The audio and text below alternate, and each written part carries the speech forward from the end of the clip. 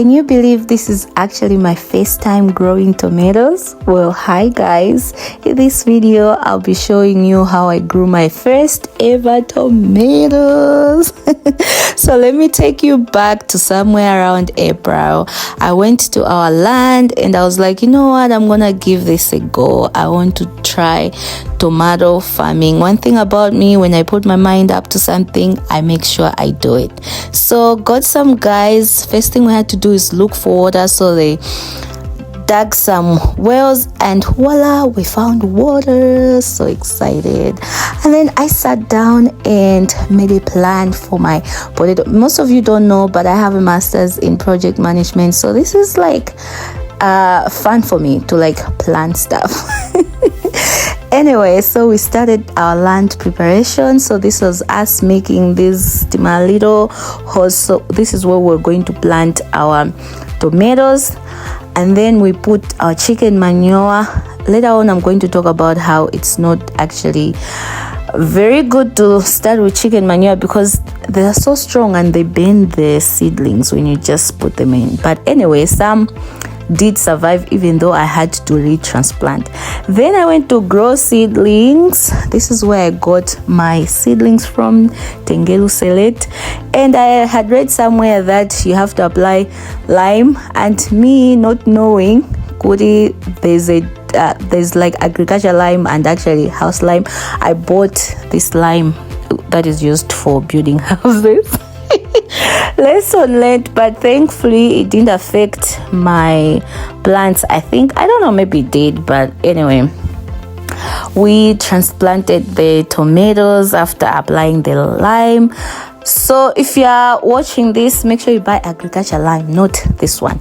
And also you need to check your pH first before applying the agriculture lime. I'm going to talk about that in my next video as well. Anyway, when we transplanted, we watered them. It was a very long day because I actually transplanted around 3,000 seedlings. Yeah, so this was it after we transplanted, and I was like so excited. In the morning, this is how it was looking, and at this point I was like, oh, are these plants going to survive? I really didn't know what to expect. I thought they were dying at this point. So, you know, as a first-time farmer, I was just like, Anyway, 1 week passed, they survived, so it was now time to put manure. I'll make a separate video of the schedule of how I applied manure and everything, but yeah, this was 1 week after we applied NPK. And also, one thing about tomatoes is it needs a lot of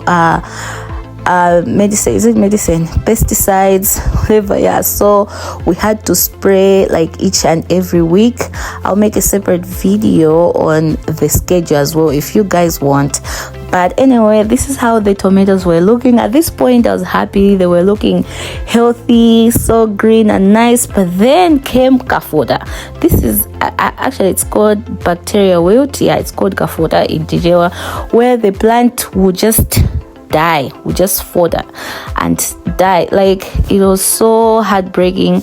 I went, took pictures, sent a couple of people that have farmed tomatoes before, and they all told me this is bacterial wilt. There's nothing you can do at this point. So if this happens, you just have to uproot it and throw them away. Guys, I was so heartbroken. I've actually spent the whole 3 months looking for like a solution for this bacteria wilt or kafoda, but I haven't found. So if you have a solution, please do let me know. If you're watching this video and have a solution for this bacteria wilt, please comment in the comment section. Yeah, so this is what happens to the, this is so heartbreaking because really there's nothing you can do. You just have to pray that it doesn't affect all the other plants. But let me tell you, for me, it affected almost 1,000 plants died, and this is throughout. They still do that even as the tomatoes grow. Anyway, on the other side, the other tomatoes were growing nice and healthy, very green, very leafy very leafy. Yeah, so I was happy with the progress. So far it was just the bacterial wilt that was affecting me, and I was just praying that it doesn't affect all the plants, but yeah, the plants were looking nice. And I need to give a shout out to Grow Seedlings and Fatani, who helped me through this journey, like for every phone call, every text, asking them what I should do, what should I do next, whatever. They really helped me. So yeah, cheers to Grow Seedlings and Let's Talk Agriculture. You can check them out on TikTok or Facebook or whatever.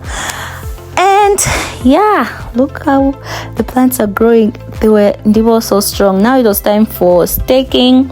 So for me, I took time to stake. I didn't know what I had passed the time. I was supposed to do this earlier because some plants started falling, but all the same we managed to put the sticks. So this is to support the tomato plant. Make sure that you do it earlier before your tomatoes grow so much, so that they don't bend and stuff. And also get big trees for staking. You're gonna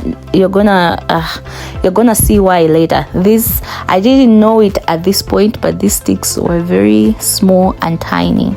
Yeah, so it's been a very learning process. This is mulching. It's just so that we keep moisture. More kafoda kept uprooting more throughout the journey, like I said. Yeah, so I did mulching for the whole field with some tomato, with some rice what? Oh, anyway, you can see. Yeah, so as you can see, the tomatoes were growing so well. Flowers started coming out, and I was so happy with the progress. Very, very happy farmer right here.